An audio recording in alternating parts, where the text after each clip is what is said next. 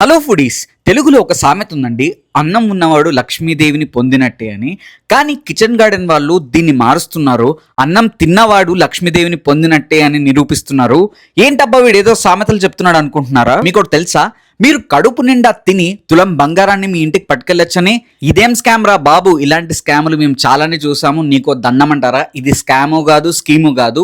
Kitchen garden వాళ్ళు 6th anniversary సందర్భంగా హ్యాపీగా తిని వెళ్తున్న కస్టమర్స్ కి ఏదో తిరిగి ఇవ్వాలని 2000 బిల్ చేసిన వాళ్ళకి ఈ 21st లక్కీ డిప్ తీసి దాంట్లో గెలిచిన ఫస్ట్ ప్రైజ్ విన్నర్ కి తులం బంగారం ఇస్తున్నారండి. అండ్ సెకండ్ ప్రైజ్ విన్నర్ కి అక్షరాల 1/2 kg వెండి, థర్డ్ ప్రైజ్ వాళ్ళకి 30,000 క్యాష్ ఇస్తున్నారు. అందుకే మీకు చెప్పాను, అన్నం తిన్నవాడు లక్ష్మీదేవిని పొందినట్టే అని.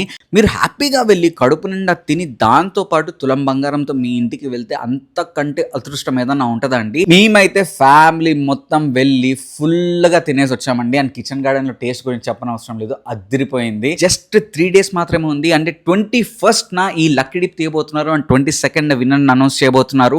So don't miss this golden opportunity. మంచితనం మించినా దొరకదు. నెడే వెళ్ళండి బాబు, నెడే వెళ్ళండి. The kitchen garden, the kitchen garden, the kitchen garden.